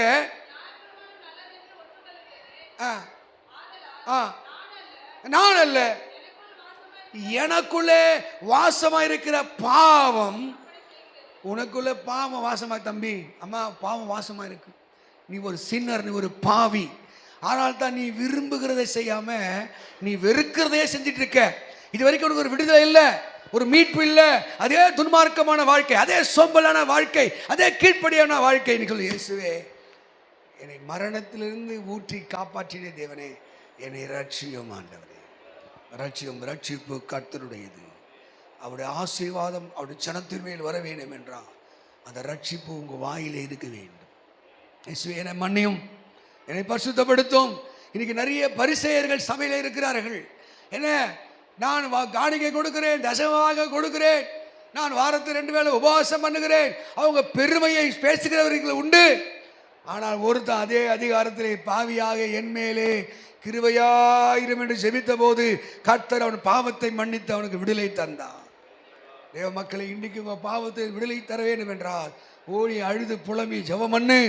பிசாசின் மரணத்தின் அதிகாரியை பிசாசை தன் மரணத்திலே செய்தார் அல்லவா, அந்த பிசாசு உண்மையிலே அதிகாரம் செலுத்தாமல் இருக்க வேண்டும் என்றால் உன் ஆத்துமா ஈடேறுவதற்கு, ரட்சிக்கப்படுவதற்கு உன்னை ஒப்புக்கொடு. அல்லேலூயா. இரண்டாவது, இந்த இயேசு கிறிஸ்து சொல்றார், என்னை இல்லாமல் ரட்சிப்பு இல்லை, என்னை இல்லாமல் விடுதலை இல்லை. இரண்டாவது, என்னை இல்லாமல் உனக்கு பிசாசின் வல்லமையில இருந்து விடுதலை இல்லை. பிசாசு விட்டுருவான்னு நினைக்கிறீங்களா? நீ கோயிலுக்கு வந்து ஞானஸ்தானம் ஏத்துற உடனே ஆள் தான் பாய் பாய் டாடா பாய்ன்றுவானா? அவன் ஆண்டவர் யோபுக்கு ஒரு பாடம் காட்டுறார். யோபு சம்பவத்தில் யோபு அங்கே தேவ புத்திரர்கள் கூடுகிற இடத்துல சாத்தான வந்து நின்றானாம். யோபு புத்தகம் 1:4-5 படித்து பார்த்தீங்கன்னா சாத்தான வந்து நின்றானாம். ஆண்டவர் சாத்தானை பார்த்து கேட்கிறார், என் தாசனாகிய யோபு மேலே நீ கவனம் வைத்தாயோ? அந்த யோபு எப்படிப்பட்டவனாக இருந்தான்? அவன் உத்தமனும் சன்மார்க்கனுக்கு தேவனுக்கு பயந்து அவன் பொல்லாப்புக்கு நீ உத்தமனான் பாரு, உத்தமையா? அவன் உத்தமனும் சன்மார்க்கனுக்கு தேவனுக்கு பயந்து பொல்லாப்புக்கு விலகினவனே பிசாசு சும்மா விடலனா நீ எப்படி? அல்லேலூயா. பைபிள் ஒரு வார்த்தை அப்படி போட்டுக்குது, உங்கள் எதிராளியாக பிசாசம். ரொம்பலாம் ஆட்டெல்லாம் போடக்கூடாது, ரொம்ப ஆடக்கூடாது, கொஞ்சம் அடங்கணும், கிருபைக்கு வந்துடணும். பிசாசெல்லாம் எதிர்த்துலாம் போராட முடியாது. ஆமென், அல்லேலூயா. அப்போ ஆண்டவர் என்ன சொல்றாருங்க, மனுஷன் பிசாசு எது he had a 6000 year experience. உன்னை எங்க தட்டானே விழுவ, எதை கொடுத்தானே விழுவ, எல்லாம் சாத்தானுக்கு தெரியும். 6000 அனுபவம். Amen. Is a fallen angel. விழுந்து போன தூதன் அவன், விழுந்து போன தூதன், தேவ சமூகத்தில் இருந்தவன். காபிரேல், மிகாயேல், லூசிபர் 3 பிரதான தூதர்கள் பரலோகத்தில் தேவனை மகிமைப்படுத்தி கொண்டிருந்தார்கள். காபிரேலுடைய வேலை மெசேஞ்சர், தேவ செய்தியை சொல்ற வேலை. மிகாவேல் அவன் யுத்தம் பண்ற வேலை, தேவனுக்காக யுத்தம் பண்ணுகிற வேலை. இந்த லூசிபர் என்ற வார்த்தை தமிழில் ஆங்கிலத்தில் இருக்கிறது. ஏசாயா 14 அதிகாரம் 12 வசனத்திலையும், எசேக்கியேல் 28 12 வசனத்திலையும் இங்கிலீஷில் போட்டு லூசிபர் போட்டிருக்குது, தமிழில் விடிவெள்ளியின் மகன் போட்டிருக்கும். என்ன கவனிங்க, இவன் யாரு? இவன் பெருமை. அதான் ஆண்டவர் பெருமை உனக்கு தேவன் எதிர்த்து நிற்கிறார். எல்லாம் தன்னை குறித்து பெருமை, அறிவை குறித்து பெருமை, பெருமை உள்ளவனை தேவன் எதிர்த்து நிற்கிறார். இந்த பெருமை உள்ள ஆளை பாருங்க, அவங்க யாரோடு ஒட்ட மாட்டாங்க, யாரோடு சேர மாட்டாங்க. இவன் தேடி யாரும், அவரை தேடி யாரும் வர நினைப்பாங்க. பெருமை உள்ளவன் யாரு? எப்பவுமே தன்னை குறித்தே பேசிட்டு இருப்பான். அப்படிப்பட்ட ஆளோடு பிசாசு பலமாய் கிரியை செய்வான். ஆமென், ஆமென். என்றால் அந்த பிசாசுடைய குணம். அவன் சொன்னா, நான் உன்னதமானதுக்கு ஒப்பாக இருப்பேன், அவர் ஒப்பாக சிங்காசனம் போடுவேன் என்று தான் மனசில் நினைத்தவுடனே ஆண்டு அவனை கீழே தள்ளினான். விழுந்து போல பாலன் ஏஞ்சல்ஸ். இது வெளிப்படுத்த விசேஷம். நீங்கள் 12 அதிகாரத்திலே 9 படிக்கும் போது பிசாஸ் என்றும் பழைய பாம்பு என்றும் வலுசப் என்று சொல்லுகிற சாத்தான் அவனோடு கூட சேர்ந்து பல விழுந்து போன தூதர்கள் இந்த பூமியிலே வந்தார்கள். இவங்களுடைய வேலை என்ன? தேவ பிள்ளைகள், சபை பிள்ளைகள், ஆண்டவரை நம்புகிற பிள்ளைகள் விசுவாசிக்க கூடாது, பரிசுத்தமா இருக்கக்கூடாது, ஆச்சரியமா இருக்கக்கூடாது, நல்லதா நடக்கக்கூடாது. அவர்களை பழி வாங்குற வேலை, அழிக்கிற வேலை தான் சாத்தானுடைய வேலை. ஆமென், ஹல்லேலூயா. சொல் ஹல்லேலூயா. ஆனால்தான் பிசாசின் வல்லமையிலே அகப்பட்ட யாவரையும் இயேசு குணமாக்க சுற்றித் திரிந்தார். அப்போஸ்தலர் நடவடிக்கை 10 அதிகாரம் 38 வசனத்தை படிங்க. இயேசு எதற்காக வந்தார்? மனு மக்களுக்கு ரட்சிப்பை தருவதற்கு. 2வது, பிசாசின் வல்லமையிலே அகப்பட்ட யாவரையும். ஒருவேளை நீ பிசாசு வல்லமையில் அகப்பட்டிருக்கியா? மந்திரமோ, சூனியமோ, வியாதியோ, மரணமோ உன் போராடி கொண்டிருக்கிறது. கீழ்ப்படியாத பிள்ளை, அடங்காத மனைவி, குடிகார கணவன், உதாசீனமான நிலையிலே வாழ்க்கை ஓடுதா, என்ன பண்றதே தெரியல. தேவ மக்களே, நீங்க கர்த்தருடைய விடுதலைக்காய் காத்திருக்க வேண்டும், கர்த்தர் ரட்சிப்புக்காய் காத்திருக்க வேண்டும். வசனம் என்ன சொல்ல படிங்க. அப்போஸ்தலர் 10:38. நசரேயனாகிய இயேசுவை தேவன் பரிசுத்த ஆவியினாலும் வல்லமையினாலும் அபிஷேகம் பண்ணினார். தேவன் அவரோடு கூட இருந்தபடினாலே அவர் நன்மை செய்கிறவராயும் பிசாசின் வல்லமையில் அகப்பட்ட யாவரையும் குணமாக்குறவராக சுற்றி திரிந்தார். அல்லேலூயா. பிசாசின் வல்லமையிலே அகப்பட்ட, நான் முதல்ல சொன்னேன், தேவனுடைய பிள்ளைகளே, ரட்சிக்கப்படலாம், பிசாசுக்கு தேவையில்லை. நீ ரட்சிக்கப்பட்டியா, அதெல்லாம் தேவையில்லை. அவன் ரட்சிக்கப்படலாம், விட்டு அப்படிலாம் கிடையாது. யாரெல்லாம் தேவனுடைய வார்த்தைக்கு கீழ்ப்படிலையோ, சத்தியத்துக்கு கீழ்ப்படிலையோ, கீழ்ப்படுகிற குணம் இல்லையோ, அவன்லாம் சொல்லுவான் என் ஆள். இப்போ கூட பிசாசுலேயே உட்காந்துருப்பான். பாஸ்டர் மணி 9:35 ஆகுது. கரெக்டாக பார்த்தீங்கன்னா 9:26 உங்கள் வாட்சில் பார்த்தீங்கன்னா, பாஸ்டர் விட்டுருங்க, எல்லாம் எங்கள் ஆள் டைம் ஆகுது. 9:00 விட்டுருவீங்களே, எங்கள் ஆளுக்கு காத்துனுக்குறான் பேய். ஆமாவா? ஒரு திருவந்தி எடுத்துட்டு நேராக போய் பிராந்தி கடையில் நிற்கிறான். அதுக்கு முன்னாடி நம்ம ஆள் வாங்கிட்டு போயிட்டான் பிராந்தி. நம்ம திரும்ப சர்ச்சுக்கு நேரம் பிராந்தி கடை இருக்கும், அவன் வாங்கிட்டு போயிட்டான்.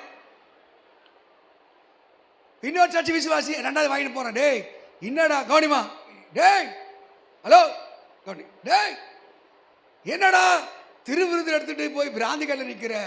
அதுக்கு அவன் சொன்னான், பாஸ்டர் எனக்கு முன்னாடி விசுவாசி வாங்கிட்டு போனான். அந்த பரிதாபம். பாவத்தில் விடுதலை பெற வேண்டும் என்றால் நீ பிசாசு வல்லமையிலிருந்து விடுதலை அடைய வேண்டும். ஆமென்.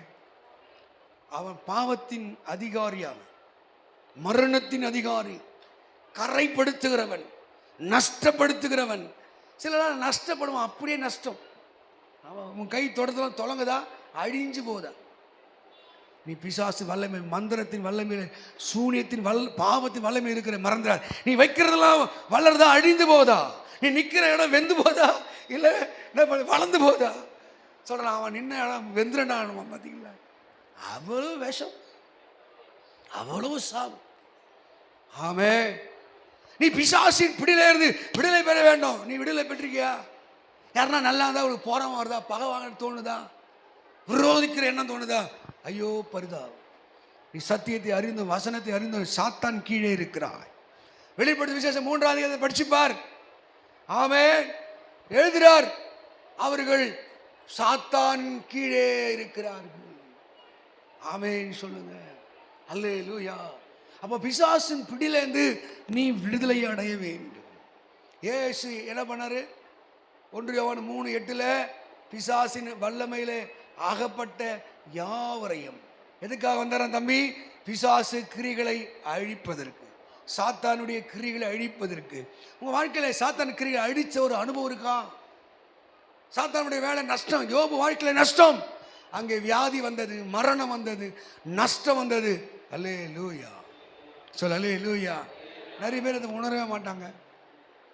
நிறைய பேர் இதை உணரவே மாட்டான். அவன் சாத்தான் அண்டரில் இருக்கான்னு உணரவே மாட்டான். சாத்தான் பிடியில இருக்கான்னு உணரவே மாட்டான். ஆண்டவர் பாருங்க, அந்த பிடியிலிருந்து அவரை விடுதலை செய்ய விரும்புகிறார். இப்போ உங்களுக்கு தேவை, இது போல இரவு ஜெபம் தேவை, உபவாச கூட்டங்கள் தேவை. நீங்கள் அந்த விடுதலை வாங்கணும். அக்கிரம கட்டில் உடைக்கப்படணும், சாப கிரியில் உடைக்கப்படணும். இது வரைக்கும் இன்னும் முன்னேறல, இது வரைக்கும் அற்புதம் நடக்கல. உட்காந்து கேளு, வாயிலாடு வாயிலாடு வாயிலாடு, ஏன் இப்படி என் வாழ்க்கையில சம்பவிக்கிறது? எனக்கு இறங்கும் ஆண்டவர். ஆமே. அவர் பிசாசின் வல்லமையிலே ஆகப்பட்ட யாவரையும் அவரை குணமாக்கினார். எத்தனை பேர் குழந்தை இல்லை தெரியுமா? இத்தனை வருஷம் ஊழியத்தில் எத்தனை பேர், ஒரு சகோதரி ஜெபிக்கிற 5 ஆண்டுகள் குழந்தை இல்லை போராடி கொண்டிருக்கிறது. அப்போ சர்ச்சுக்கு எதிர தான் அவங்க கடை.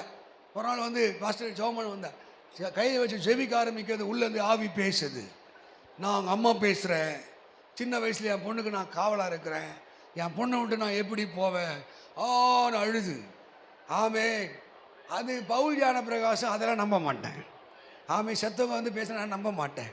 ஆமே. மரித்த பிறகு அவன் நியாயத்திரும்ப போகிறான். செத்தவனை பேரை சொல்லி பேய் சொல்லும், நான் இவன் செத்தேன், பல்ராமன் செத்தேன், நான் தான் பல்ராமன் அப்படின்னு. பல்ராமன் யார்? பக்கத்து விட்டாள், பக்கத்து விட்டாள் பிடிச்சி. பாருங்களேன், இந்து மதத்தில் ஒரு பெரிய கஷ்டமான விஷயம் தெரியுமா? இவன் அப்பா அம்மா ஆயா செத்த சாமி, ஆனால் அது பக்கத்து வீட்டுக்கு பேய். அவன் அப்பா அம்மா சேர்ந்தா அவனுக்கு சாமி, அது பக்கத்து வீட்டுக்கு பேய். ஹாய், நான் தாண்டா பல்ராமன் பிடிச்சேன்னு அவன் பக்கத்து வீட்டுக்காரன் அடிச்சுன்னு பெறல்றாங்க. ஏன் வீட்டு பிள்ளைய பிடிச்சிக்க வேண்டித்தாண்டா, நீ அவனை ஏன்டா ஏன் பொண்ணுடைய பிடிச்சேன்னு அடிச்சுன்னு பெறல்றான். பேசுது, நான் அவங்க அம்மா பேசுறேன். இந்த வாய் சவடெல்லாம் என்கிட்ட வேணாம். இயேசுவின் நாமத்தில் பொல்லாத சாத்தானே, அந்த கர்ப்பத்தை விட்டு வெளியே போ. இன்னைக்கு 2 ஆம்பளை ஒரு பொம்பளை ஃபர்ஸ்ட் சீமந்த நடக்குது. ஜெபம் பண்ணுறேன், நான் போய் நிற்கிறேன். பொண்ணு வீட்டிலேருந்து எல்லாம் வர்றாங்க. வந்தால் 4 பொம்மநாட்டி வந்தாங்க. 4 கையில் 4 குத்து விளக்கு கடை வந்து 4 குத்து டக்கு டக்குன்னு வச்சுது. ஒரு நூலை எடுத்து சுற்றிச்சுங்க. சுத்தன மாட்டேங்கன்னு என்னான்னு கேட்டேன். ஒன்று எவ்வளோ பெரிய இளநீர் எடுத்து வச்சுது, கண்ணு திறக்கணும். என்னான்னு கேட்டேன். இல்லை இப்படி பண்ணதான் சுகப்பிரசவம். எல்லாத்தையும் கேட்டேன், பேக் பண்ணு, எல்லாத்தையும் பேக் பண்ண கிளம்பாங்க. 5 வருஷம் எங்கே போனேன்? இயேசு இந்த மகளை கர்ப்பம் திறந்தான். கர்ப்பத்தை திறந்த பிரசவிக்க செய்கிறேன் நான், பிரசவத்தை தடுவேனோ எடுக்கைய. ஆமே. ஹல்லேலூயா. ஒருத்தனுக்கு மனோவான் பேர் வைத்தேன். ஆமென். உனக்கு அசரியான் பேர் வைத்தேன். உனக்கு பெனிட்டான் பேர் வைத்தேன். ஆமென் சொல்லுங்க. அல்லேலூயா, அல்லேலூயா, ஆமென் சொல்லுங்க. உங்கள் வாழ்க்கை ஆஸ்வதிக்கப்பட வேணுமா? பிசாசு வல்லமையில் நீ வெளியே வரணும். இன்றைக்கி ஒரு நல்ல வேலை இல்லை, நல்ல ஆசீர்வாதம் இல்லை, இன்னும் தண்டம் முண்டமானு இருக்கியா, உருப்படலையா, ஒரு நல்ல வேலை இல்லையா, நீ சாத்தான் பிடியிலேருந்து வெளியே வரணும். அதுக்கு என்ன பதில் சொல்லுது? தேவனுக்கு கீழ்ப்படியுங்கள். நம்ம என்ன சிசி கிடக்குற கபடி, தேவனுக்கு கீழ்ப்படியுங்கள். ஆமாம், நீ தேவனுக்கு கீழ்ப்படியில பிசாசு நொய்யா கும்மு கும்மு குத்துவான். நீ இயேசுவை ஏற்றுக்கிறது வேஸ்ட்டு, சர்ச்சுக்கு வருது வேஸ்ட்டு, அவருக்கு கீழ்ப்படியாம சத்திய சபையில் உட்காந்து வேஸ்ட்டு. ஆமே, அவர் பிசாசின் வல்லமையில் அகப்பட்ட யாவரையும் குணமாக்கினார். ஹல்லேலூயா. நீங்கள் லூக்கா சுவிசேஷம் 8ஆம் அதிகாரத்தில் நீங்கள் 28 படிக்கும் போது ஒருத்தன் பிசாசு பிடிச்சு லேகின், பிசாசு பிடித்தர் லேகியம், லேகியம்னா 6000 அர்த்தமா, 6000 அர்த்தமா. ஒரு மனுஷனுக்குள்ளே 6000 பேய் இருக்க முடியும். உனக்குள்ளே எத்தனை பேய் இருக்கு யோசிச்சு பார். உன்னை அழகு நைட்டில் தூங்க முடியல, பல்ல கடிக்கிறது, இச்சையான எண்ணம், கோவம், பகை, நீ கஞ்சா, அபினு, திருட்டு, அசுத்தமான வாழ்க்கை, இம்மரலான வாழ்க்கை, இதுக்கு எல்லாம் காரணம் உனக்குள்ள இருக்கிற பேய். வசனம் சொல்லுது, குமாரன் உங்களை விடுதலையாக்கினால் மெய்யான விடுதலை. இயேசு உங்களை விடுதலையாக்கினால் மெய்யான விடுதலை. கேளு, இயேசுவே என்னை இரட்சியும், என் பாவத்தின் விடுதலைத்தான். நீங்கள் மத்தேயு 12, 20, 17, 22 படித்தா இது சுடுகாட்டில் ஒருத்தர் கீழே தள்ளுறான், நுரல் தள்ளுறான். இன்றைக்கி இந்த ஒரு பேய் நம்மளை கீழே தள்ளுறோம், வாழ்க்கையில் முன்னேற முடியாது, ஜெயிக்க முடியாது. அந்த பேயும் இயேசு ஓட்டுவார், இயேசு அற்புதம் செய்வார். நான் நேரம் டைம் ஆச்சு, சீக்கிரம் போயிடுறேன். முதல் இயேசு ரட்சிப்பை தர வந்தார், பிசாசு பிடியிலிருந்து விடுதலை கொடுக்க முடியாது வந்தார்.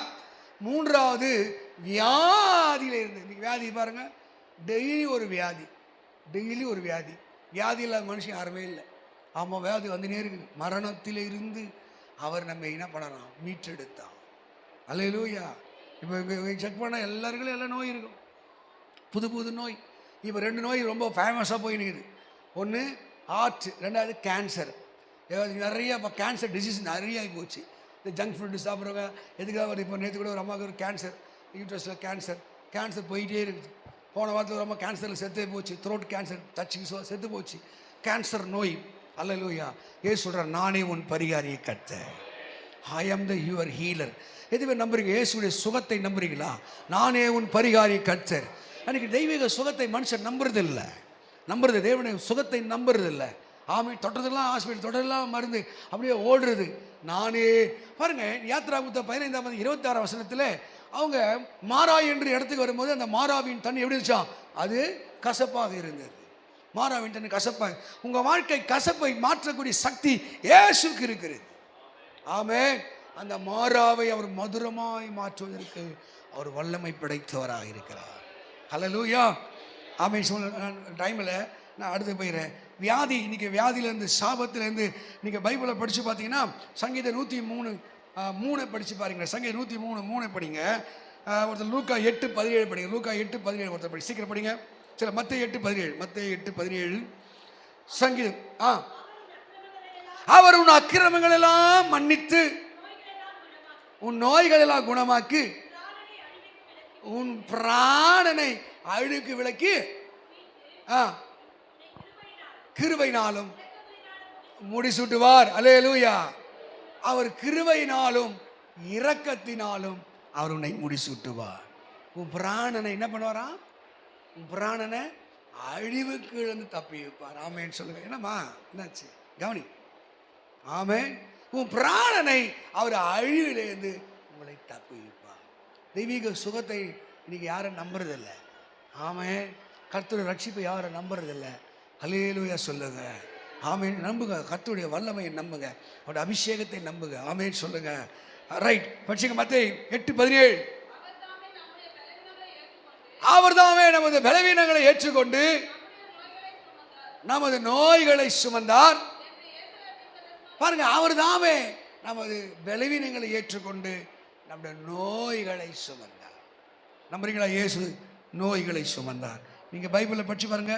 முடக்கு நோயிலிருந்து அங்கே ஆண்டு அற்புதம் செய்தார். 38 வருஷமா முடங்கி போனவனை சுகமாக்கினார். மார்க் 10 கண்ணு தெரியவனை சுகமாக்கினார். அவன் மார்க் 10:48 படித்து பார்த்தீங்கன்னா குருடனை அவர் பார்வடை செய்தார். லூக்கா 17:17 படித்து பார்த்தீங்கன்னா குஷ்டரோகியை கூசாமல் தொட்டு சொஸ்தமாக்கினார். இதெல்லாம் தீர்க்க முடியாத நோய்களை கர்த்தர் அற்புதமாக மாற்றினார். அவர் நோய்களை குணமாக்கி உன் அழிவை அவர் என்ன பண்ணுமா, உன் பிராணனை அழிவுக்கு விலக்கி ரட்சிக்க வந்தார். 4வது எதற்காக வந்தார்? வசனம் சொல்லுது, உன் வாழ்க்கைகிற வறுமையும் தரித்திரத்தை போக்க. சபைக்கு வரும்போது இருக்கிற நிலை மாறி இருக்கணும். மாறலன்னா நீ மாறி இருக்கணும். அவன் நீ சர்ச்சைக்கு வந்த இன்னும் வறுமை தரித்திர சாபங்கள் மாறலன்னா தயவு செய்து சொல்றேன், நீங்க மாறணும். ஆமென். 2 கொரிந்தியர்ல 8:9 படிங்க. இன்னும் ஏழ்மையும் தரித்திரம் உன் வாழ்க்கையில் இருந்தா உன் ரட்சிப்பில் ஏதோ கோளாறு இருக்கிறது, உன் விசுவாசம் ஏதோ கோளாறு இருக்கிறது, நீ இயேசுவை சரியா நம்பலன்னு அர்த்தம். அறிந்திருக்கிறீர்களே நம்ம அவர் ஐஸ்வர்யம் உள்ளவராய் இருந்தும் நீங்கள் அவருடைய தரித்திரத்தினாலே ஐஸ்வர்யமாகும்படிக்கு அவர் உங்கள் நிமித்தம் அவர் ஏழையாக மாறினார், உங்களை ஐஸ்வர்யனாக மாற்றுவதற்கு. இயேசுடைய பாடு மரணத்தை யார் நம்புறாங்களோ, ரோமர் 8:32 வாசி. முடிக்கலாம் சீக்கிரம். ரோமர் 8:32 வாசிங்க. தமது சொந்த குமாரன் என்று பாராமல் நாம் எல்லாருக்காகவும் அவருக்கு ஒப்பு கொடுத்தவர், அவரோடு கூட மற்ற எல்லாவற்றையும் அருளாதிருப்பது சொந்த குமார் என்று பாராமல் அவரையே தந்திருந்தவர், அவரோடு கூட எல்லாவற்றையும் அவர். இன்னைக்கு எதனா வசனம் படிச்சிருக்கீங்களா? உனக்காக உயிரை கொடுத்தவர் இந்த பூமியில வாழ்வதற்கு உனக்கு காணியாட்சி தரமாட்டாரா? படையல் சொல்ல, நீ கால் மிதிக்கும் தேசத்தை சொந்தம் தருவேன்னு சொன்னாரே, நீ கையிடு வேலை ஆசிப்பேன்னு சொன்னாரே, ஏன் நடக்கல? அவர் உனக்காக செய்த பாடு மரணத்தை இன்னும் நீ நம்பவில்லை. உன் சுய அறிவில சுய ஞானத்திலே வாழ்ற. அல்லேலூயா. நீ இயேசு எல்லாத்தையும் பார்த்துக்கொள்வா. யோவான் சுவிசேஷம் 2ஆம் அதிகாரத்தை படிக்கும் போது அவர் முதல் அற்புதம் கானா ஊரில் செய்கிறார். கானா ஊரில் தண்ணீரை ரசமாக மாற்றினார். உன் வாழ்க்கையில தண்ணீரை போல ஒன்றுமில்லாத நிறமில்லாத அடையாளமில்லாத வாழ்க்கை அது ஆசுவாய் மாற வேண்டும் என்றார். ஆமென். ஜஸ்ட் டிரான்ஸ்ஃபர் ஆகணும், லைஃப் டிரான்ஸ்ஃபர் ஆகணும். அந்த தண்ணி வெளியே இருக்கிற தண்ணி உள்ளே வரும். வெளியே இருக்கிற உலக வாழ்க்கையிலேருந்து நீ சபை வாழ்க்கைக்கு வரணும், ரட்சிப்பின் வாழ்க்கைக்கு வரணும், நீ மனம் திரும்ப வாழ்க்கைக்கு வரணும். தேவ பாதுகாப்புக்கு வரும்போது தான் அது நிறம் மாறும். என்ன பண்ணிச்சா? தண்ணீர் நிறம் மாறினது, சுவை மாறினது, மனம் வீசினது. இதே ஊரில் நீ ஒரு அடையாளமாக சாட்சியமாய், அதுதான் நீதிமொழி 2 அங்கே 22 நாள் சொல்லுது, தாழ்மைக்கும் கர்த்தருக்கு பயப்படுவதற்கு வருகிற பலன் ஐஸ்வர்யம், கனம், ஜீவன். நீங்கள் மரியாதையோடு வாழணுமா? 1 நாளாகும் அங்கே 12:29 சொல்லுகிறது, எந்த மனுஷனை மேன்மைப்படுத்தும் பலப்படுத்தும் உன் கரத்திலேயா, உன்னை உயர்த்த மேன்மைப்படுத்த அவர் கரத்திலேயா. ஆமே சொல்லுங்க. சொல்லலேலூயா. அப்போ ஐஸ்வர்யமும் கனமும் என்னவா? உம்மாலே உண்டாகிறது. ஐஸ்வர்யமும் கனமும் தேவனாலே உண்டாகிறது. அப்போ அந்த ஐஸ்வர்யமும் கனமும் தருவதற்கு அவர் வல்லவராயிருக்கிறார். ஹல்லேலூயா. ஆமேன்னு சொல்லுங்க. தண்ணீரை அவர் ரசமாக மாற்றினார். அது மாத்திரம் இல்லை, கொஞ்சோண்டு அப்பத்தை கொஞ்சோண்டு மீனை அவர் பெருக்க பண்ணினார். இது அப்போ அதே யோவான் 6 அது பெருக பண்ணினார். உங்கள் வாழ்க்கையில் சின்ன தொழில் தான் இருக்கும், சின்ன வேலை தான் இருக்கும், அதை கர்த்தர் பெருக பண்ணுவா, அதை ஆஸ்வதிப்பா. அங்கே தான் ரட்சிப்பின் வல்லமை வெளிப்படுகிறது. ஆமேன்னு சொல்லுங்க. நீங்கள் இன்னும் நிறைய ஓடிட்டே உட்கார, ஆண்டவர் என்னை ஆசீர்வதி. அதுதான் இந்த காணிக்கை கொடுக்கறது அது கஷ்டத்தின் பிரச்சனை இல்லை, அது இதயம் பிரச்சனை. அது ஆமாம். இந்த அம்மா சாட்சி சொன்னாங்கல்ல, எனக்கு சம்மந்தம் 6000 ரூபாய் அனுப்பிச்சாங்க காணிக்க. நான் கேட்டேன், எதுக்கு சிஸ்டர்? இல்லை ஆண்டு சொன்ன அனுப்பிச்சிட்டேன்னா. நான் சொன்னேன், திருப்பி அனுப்பிச்சிட்டுமா, எனக்கு வேறு காசு இல்லை, நாங்கள் திருப்பி அனுப்பிச்சிட்டுமான்னு. வேண்டாம் கர்த்தர் சொன்ன நான் கீழ்ப்படினோன்னு சொன்னாங்க. அதுக்கு சாட்சி சொன்னாங்க, அவங்க வீட்டுக்காரர் எப்பயுமே கொடுக்காத வீட்டுக்காரர் எத்தனை கொடுத்தாராம்? 15,000 ரூபாய் கொடுத்தாருன்னாரு. நான் அவங்க சொல்லிட்டு பாருங்க, காணிக்கை என்பது அது உங்கள் பண கஷ்டத்தின் பிரச்சனை கிடையாது. கஷ்டம் எப்பயுமே தான் இருக்கும், அது உன் இதய சம்பந்தமான பிரச்சனை. உன் இதயத்தில் கர்த்தருக்கு கொடுக்கணுன்ற எண்ணம் இருந்தால் தான் நீ கொடுக்க முடியும். கேட்குதா? சொல்றது புரியுதா? உன் இதயம் வந்து என் பணம், என் உழைப்பு, நான் இருக்கிற பேதி வரல, ஜுரம் வரல, 30 நாள் வேலை செஞ்சேன், வருமானம் ஏசு தான் கொடுத்தாரு, என் பணத்தை பிசாசு கை வைக்கல, தேவனே நன்றி, அந்த தேவனுக்கு 10ல் 1 நான் கொடுக்குறேன். அது இதயம் சம்பந்தமானது. அல்லேலூயா. எனக்கு கஷ்டம் இல்லைனா நான் பயங்கரமாக கொடுப்பேன். கஷ்டம் இல்லைனாலும் கொடுக்க மாட்டேன். கஷ்டம் இல்லைனாலும் இது இதயம் சம்பந்தமா. அதனால்தான் நீங்கள் கொடுத்து என்னை சோதிங்கள்ன்ற ஆண்டவர். கொடுத்து என்னை சோதிங்கள். மனுஷன் என்னை வஞ்சிக்கலாமா என்றார். தரித்திரம் இன்னும் மாறலை. கர்த்தருடைய வசனத்தை சரியா பிசாசு நம்மளை வஞ்சிக்க ஆரம்பிப்பான். உனக்கு எவ்வளோ கஷ்டம், பாஸ்துக்கு நான் போகிறேன், அவர் நல்லா தானே இருக்கார், நான் கொடுக்குற 500 ரூபாய் நான் இழப்போம். ஆமென். நீங்கள் ஆண்டவரை வஞ்சிக்கலாமா, மனுஷன் தேவனை வஞ்சிக்கலாமா அப்படின்னு என்ன அர்த்தம்? ஏமாத்தலாமா? அல்லேலூயா. பிசாசு சில ஆளில் விட்டு போக காரணம் இன்னும் கடங்காரனா, தரித்தரனா, வட்டிக்காரனா காரணம் தெரியுமா? கர்த்தருக்கு கொடுக்கறதுல. நான்லாம் பார்த்தீங்கன்னா எனக்கு வர்றதை விட அதிகமாக கொடுப்பேன். ஆமாவா? எனக்கு தெரியும். கர்த்தர் கொடுக்கும்போது இறைக்கிற ஊற்று சுரக்கும். வாரி இறைத்து விருத்தி அடைய பிசினிதனம் பண்ணி ஒன்றுமில்லாத வறுமை அடையாது. உதாரண குணமுள்ள ஆத்துமா, சில உதாரண குணமுள்ள ஆத்துமா யோசிக்காம இந்த கை யோசிக்காம வரமாட்டேங்குது. அல்லேலூயா. யோசிக்கவே கூடாது. இது என்ன நாளைக்கு என்ன பண்ணுறது, நாலு மாதிரி அவர் கர்த்தர் பார்த்துக்குவார். அவருக்கு தெரியும் கட்டு சாபம் உடையனா பிசாசு ஒன்று எங்கெல்லாம் வஞ்சிக்கிறேன். கொஞ்சத்தில் உரிமை. இப்போ அவனுக்கு 1 லட்சம் லாபம் அந்த 7 கொடுக்கணும், காணிக்க 10,000 கொடுக்கணும், நீ அதே 500 ரூபாய் 1000 ரூபாய் கொடுக்குறேன்னா நீ வஞ்சிக்கிறேன்னு அர்த்தம். ஆமென். அல்லேலூயா. கண்ணை மூடுமா? இயேசுவிட சொல்லுங்க, ஆண்டவரே என் வறுமையை போக்க இந்த பூமியில் வந்தி, என் நோயை குணமாக்க இந்த பூமியில் வந்தி, எனக்கு ரட்சிப்பை தர இந்த பூமியில் வந்தி, பிசாசு பிடிலே அதுக்கு விடுதலை தந்த பூமியில் உம்மை போல புரிந்து கொள்ள யாரும் இல்லையே, உம்மை போல அரவணைக்க யார்